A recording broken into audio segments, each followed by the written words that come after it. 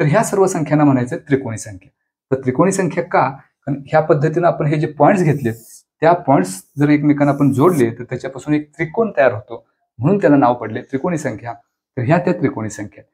तर हे काही संख्यांचे प्रकार आहेत ज्याच्यावर आधारित वेगवेगळ्या पद्धतीचे प्रश्न आपल्याला परीक्षेमध्ये विचारलेले असतात.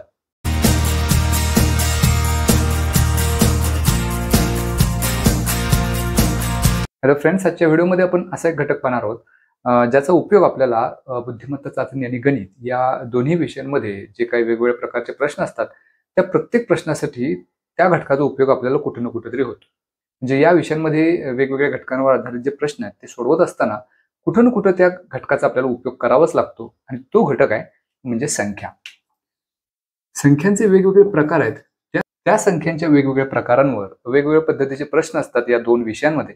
ते प्रश्न जर आपल्याला सोडवायचे असतील तर सर्वात अगोदर त्या संख्यांचे प्रकार कोणते आहेत ते माहिती असणं गरजेचं आहे. जसे की जर आपण मूलभूत संख्यांपासून सुरुवात केली तर नैसर्गिक संख्या, पूर्णांक संख्या, त्याच्यानंतर परिमेय, अपरिमेय संख्या हे संख्येचे मुख्य प्रकार आहेतच. त्याच्याशिवाय मूळ संख्या, जोडमूळ संख्या, सहमूळ संख्या किंवा त्रिकोणी संख्या या सर्व संख्याचे प्रकार आपल्याला माहिती असले पाहिजेत. तर आपण त्याचा उपयोग करून त्यावर आधारित प्रश्न सोडवू शकतो. परीक्षेला डायरेक्टली त्याच्यावर आधारित प्रश्न म्हणजे जोडमूळ संख्या कोणती किंवा सहमूळ संख्या कोणती असा जरी नसला तरी सुद्धा त्यावर आधारित प्रश्न आपल्याला सोडवायचे असतात आणि त्याच्यासाठी हे बेसिक नॉलेज असणं गरजेचं आहे. ते जर असेल तर त्यावर आपण आधारित प्रश्न सोडवू शकतो.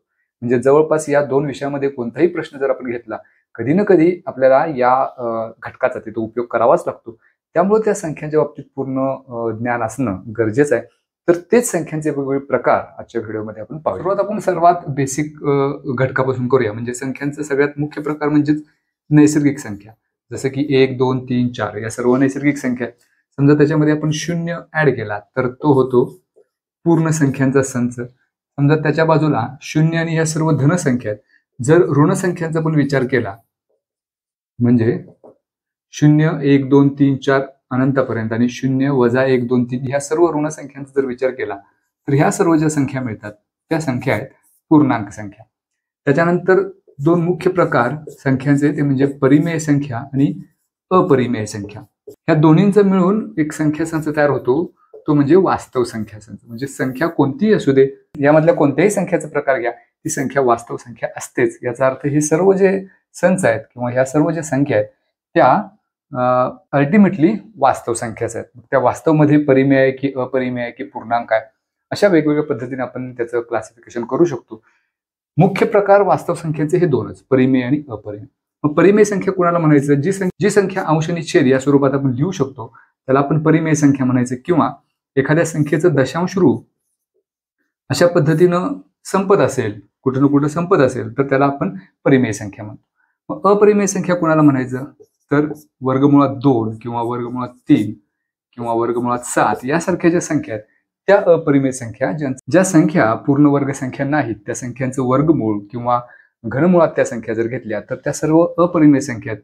किंवा दशांश पूर्णांकाचा विचार केला तर काही संख्यांच्या मध्ये अशा पद्धतीने जर त्याचं दशांश रूप मिळत असेल आणि ते दशांश रूप कुठेही थांबत नसेल किंवा कुठल्याही संख्यांचा गट पुन्हा पुन्हा येत नसेल तर त्या संख्या अपरिमेय संख्या. तर हे मुख्य प्रकार झाले संख्यांचे: नैसर्गिक संख्या, पूर्ण संख्या, पूर्णांक संख्या, परिमेय संख्या आणि अपरिमेय संख्या. आता ह्या संख्यांच्या मुख्य प्रकारानंतर आपण पाहूया की आणखी एक जो महत्वाचा घटक आहे जो आपल्याला या स्पर्धा परीक्षांसाठी सर्वात महत्वाचा आहे तो म्हणजे मूळ संख्या. मग त्या मूळ संख्यांचे पुन्हा जोडमूळ संख्या, सहमूळ संख्या ते काय ते. आता आपण पुढचा प्रकार संख्यांचा बघूया ते म्हणजे मूळ संख्या.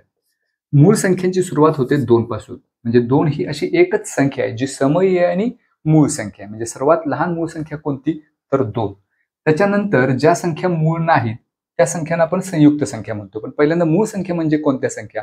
तर अशा संख्या ज्यांना फक्त त्याच संख्येनं भाग जातो किंवा 1 भाग जातो, इतर त्याचे दुसरे कुठलेही अवयव नसतात. जसं की 4चा जर आपण विचार केला तर 4ला 2 भाग जातो म्हणजे 2 गुणिले 2 बरोबर 4. तर 4 ही मात्र मूळ संख्या नाही.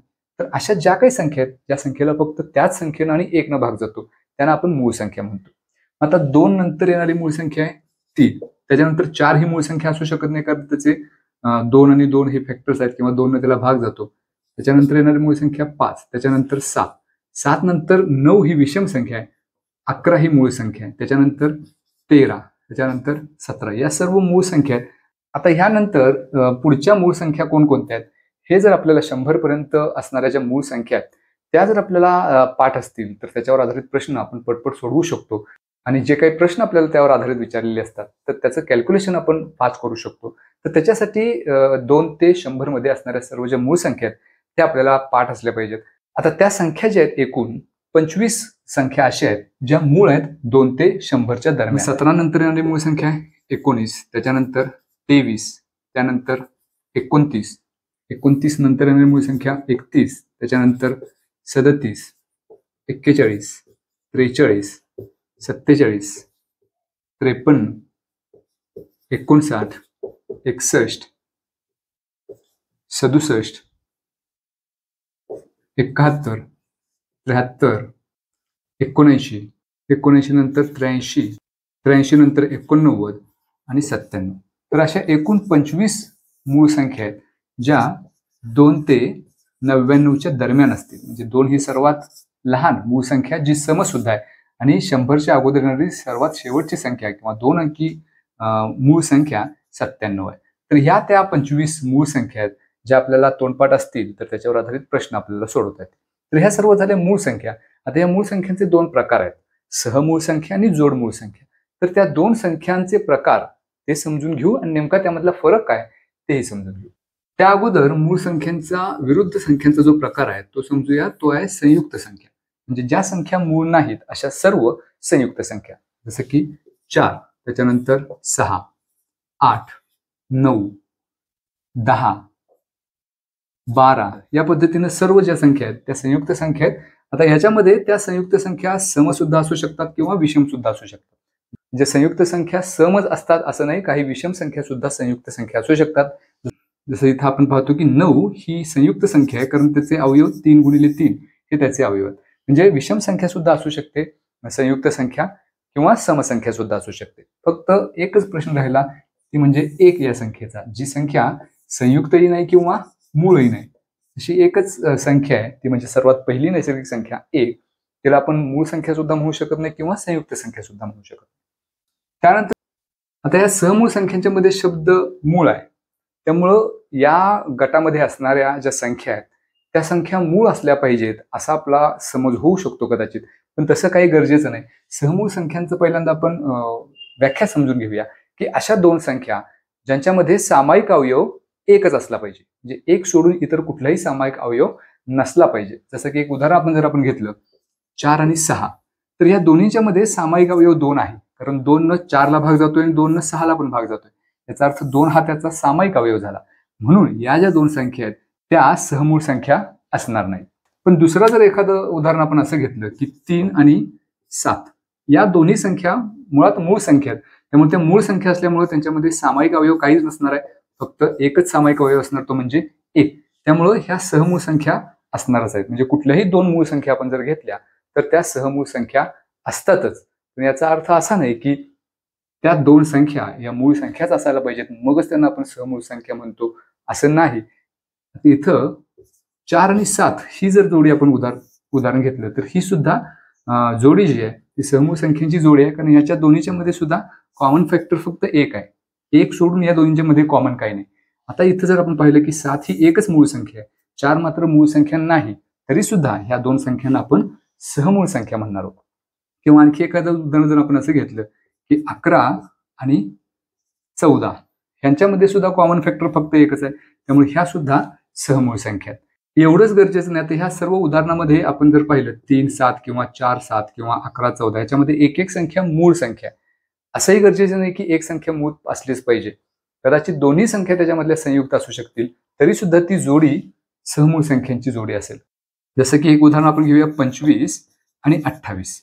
आता या दोन्ही संख्या ज्या त्या संयुक्त संख्या आहेत, या दोन्ही संख्या मूळ संख्या नाही, तरी सुद्धा या दोन्हीच्या मध्ये कॉमन फॅक्टर एकच आहे, तो म्हणजे 1. त्यामुळे ह्या संख्या सुद्धा सहमूळ संख्या आहेत. म्हणजे कदाचित दोन्ही संख्या संयुक्त संख्या जरी असतील तरी सुद्धा त्या सहमूळ संख्या असू शकतील. थोडक्यात सहमूळ संख्या असण्यासाठी असं काहीच गरजेचं नाही की त्याच्यामध्ये एक संख्या मूळ पाहिजे किंवा दोन्ही संख्या मूळ पाहिजेत. त्या संख्या कोणत्याही प्रकारच्या असू देत, फक्त एक नियम, एकच अट तिथं अशी आहे की त्यांच्यामध्ये कॉमन फॅक्टर फक्त एकच असला पाहिजे. म्हणजे त्या दोन्ही संख्यांना एक सोडून इतर दुसऱ्या कुठल्याही संख्येनं भाग गेला नाही पाहिजे. असं जर असेल तर त्यांना सहमूळ संख्या आपण म्हणतो. आता ह्या सहमूळ संख्यांचा एक गुणधर्म असा आहे की सलग येणाऱ्या कुठल्याही दोन नैसर्गिक संख्या आपण घेऊ, 11 आणि 12 या सहमूळ संख्या आहेत, कारण या दोन्हीच्या मध्ये कॉमन फॅक्टर फक्त एकच आहे. किंवा दुसरी एक जोडी घेऊ, 13 आणि 14 या सुद्धा सहमूळ संख्या आहेत. किंवा 91 आणि 92 या सुद्धा सहमूळ संख्या आहेत. त्यामुळे क्रमाने येणाऱ्या दोन नैसर्गिक संख्या या नेहमीच सहमूळ संख्या असतातच. तर हा बेसिक डिफरन्स आहे सहमूळ संख्या आणि जोडमूळ संख्यांच्या मध्ये. जोडमूळ संख्यांच्या मध्ये दोन्ही संख्या मूळ संख्या तर पाहिजेतच, शिवाय त्या सलग येणाऱ्या पाहिजेत.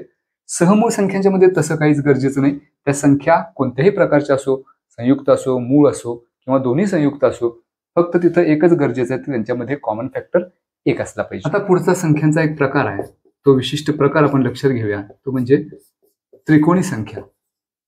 आता त्या संख्या कोणत्या आहेत हे लक्षात ठेवायला एक सोपी पद्धत लक्षात घ्या.